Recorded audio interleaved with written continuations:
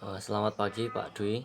Perkenalkan saya Ebenezer Condoratanto dari kelas 11-2 nomor absen 10. Di sini saya akan mempresentasikan tentang pahlawan Sisingamangaraja. Nah, jadi Sisingamangaraja itu apa sih? Sebelum itu kita ketahui bahwa itu adalah bahasa Sanskerta yang berarti Singa Maharaja yang menjadi simbol keberanian dan otoritas pemimpin di tanah Batak.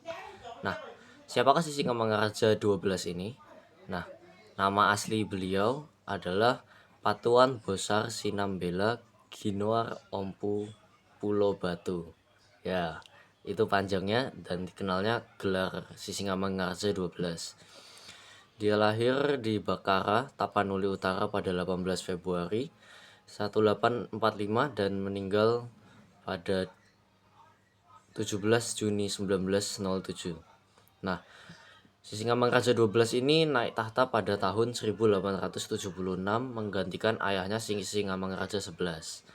Nah, beliau ini juga merupakan sayangnya merupakan raja terakhir dari dinasti Singa Mangaraja. Nah, beliau ini selain menjadi raja dan kepala adat Batak, dia itu juga merupakan pemimpin spiritual Paralim. Nah, tokoh Paralim terakhir itu diyakini sebagai titisan Batarai Guru. Dipercaya memiliki kemampuan mengusir roh jahat dan kesaktian oleh rakyat Batak. Nah, terus apa sih perjuangan yang dijalani? Nah, latar belakangnya dulu, di tanah Batak ini, masyarakat Batak itu hidup dengan adat yang kuat. Ya, sampai sekarang juga ada adat-adat yang masih kuat, menjunjung harga, martabat, dan kebersamaan. Nah, misal ada ulos, merupakan simbol kasih, perlindungan, dan ikatan spiritual. Nah, lalu juga ada rumah adat sebagai pusat kehidupan dan musyawarah dan warisan leluhur. Jadi ikatan antara rakyat dan rajanya sangat kuat. Jadi dia bukan seperti benar-benar ada strata yang membedakan, tapi dia merupakan pemimpin spiritual yang bersama gitu. Nah, selanjutnya apa sih yang dialami di tanah Batak? Belanda itu mulai menduduki tanah Batak dan menempatkan kontrolir di kata Tarutung, Balige, dan Bakara. Nah, wilayah Natal, Mandailing, Angkola, dan Sipirok mulai jatuh ke tanah Belanda.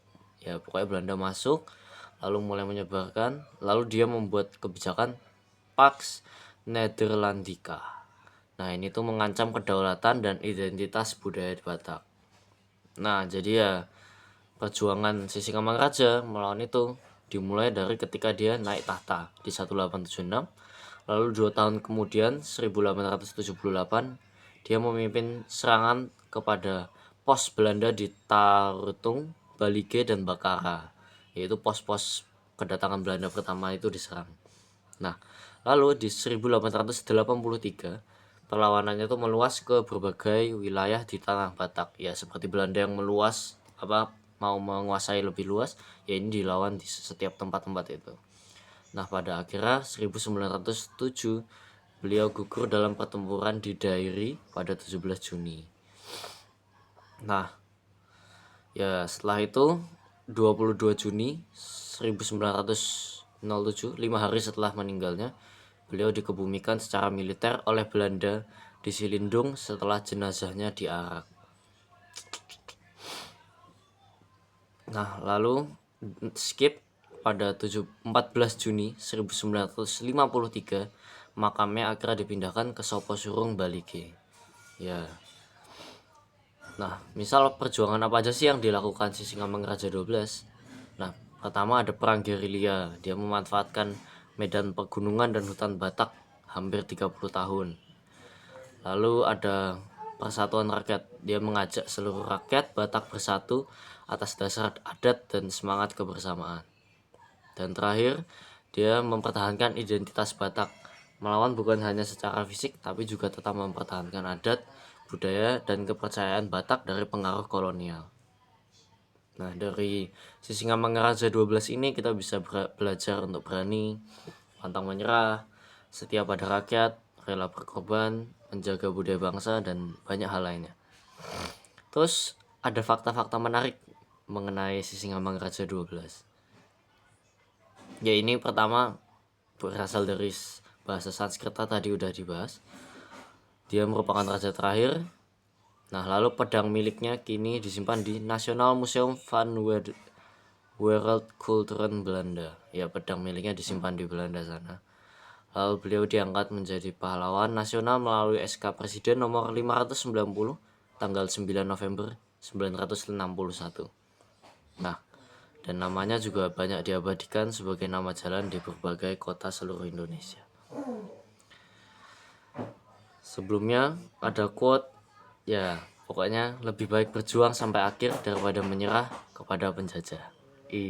Cakep. Oke, ya pokoknya akhir perjuangannya beliau gugur, jenazahnya diarak, dan untungnya dipindahkan. Dan ya tentu perjuangannya sangat menginspirasi semangat nasionalisme seluruh Indonesia. Sekian yang bisa saya presentasikan hari ini. Terima kasih untuk waktunya. Selamat pagi Pak Dwi.